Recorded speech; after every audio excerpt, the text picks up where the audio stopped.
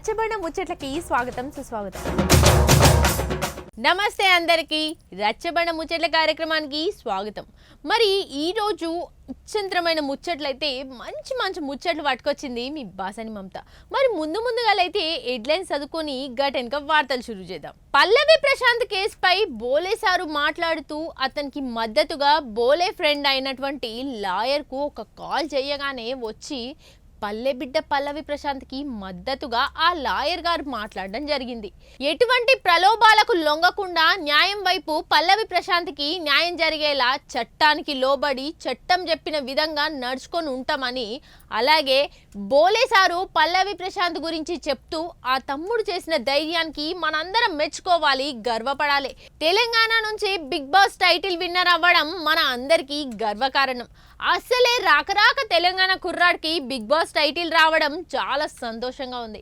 కానీ దాన్ని విడిచిపెట్టి ఆ అక్రమ కేసులు పెట్టుడు అనేది చాలా తప్పు అని మద్దతు తెలపడానికి వచ్చిర్రు. ఇక ఇంకా ఏమేం ముచ్చట్లున్నాయో ఒక్కసారి అరుచుకుందాం పారి. పల్లెబిడ్డ పల్లవి ప్రశాంత్ గురించి బోలే షావలన్న మా తిప్పల పడుతున్నాడు చూడండి. అయితే మీడియా ముంగడికి వచ్చి మాట్లాడుకుంటా ఏమంటుండో ఈయన ఒక పారి.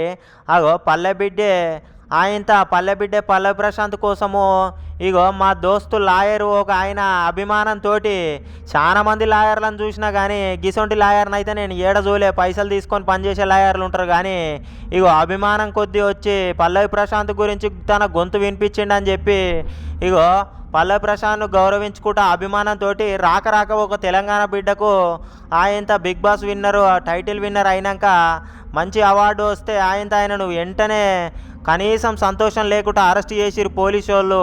ఇక దానికి మేము చట్టానికి లోబడి ఉండి వాళ్ళు చెప్పినట్టుగా ఈయన ఇగో అభిమానంతో మద్దతు తెలుపనీకైతే వచ్చినాం అనుకుంటా మాట్లాడిండు.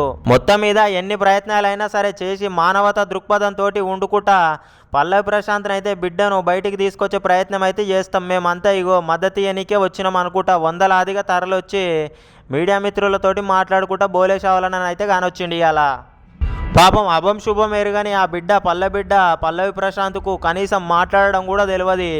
ఊరు మనిషి, కల్మషం లేని మనిషి, పెద్ద చదువులు కూడా చదువుకోలే ఆ తమ్ముడు.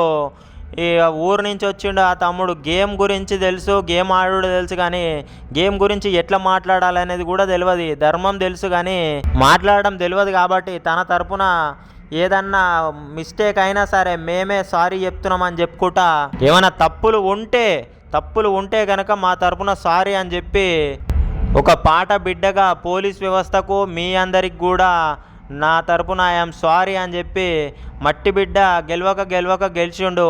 ఇక అందులో ఏం జరిగిందో ఆడ తెలియదు కానీ అల్లరి మూకలు కొందరు ఉంటారు, అందరు అభిమానులు అట్లా ఉండరు కదా అని చెప్పి మాట్లాడిండు. ఆ అల్లర్లు సృష్టించి రాళ్లతోటి బస్సు అద్దాలు, కారు అద్దాలు ఎవరైతే వలగొట్టిరో వాళ్ళందరినీ కూడా పట్టుకునే ప్రయత్నం పోలీసు వాళ్ళు చేస్తున్నారు. వాళ్ళకు తప్పు చేసిరు కాబట్టి శిక్ష తప్పదు అని మీడియా మిత్రులతోటి ఇక వాళ్ళ దోస్తట లాయర్ వినోద్ అన్న వచ్చి ఇక ఆయనకు కూడా థ్యాంక్స్ చెప్పిండు అన్నట్టు ప్రశాంత్ తరపున వాదించిండు. కాబట్టి పల్లవి ప్రశాంత్ అభిమానులందరూ మీకు రుణపడి ఉంటారని చెప్పుకొచ్చిండు.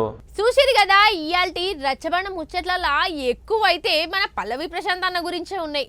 మరి గట్ల నడుస్తుంది అనమాట. రేపొచ్చే రచ్చబండ ముచ్చట్లో మళ్ళీ కలుసుకుందాం. అంతవరకు సెలవు మరి.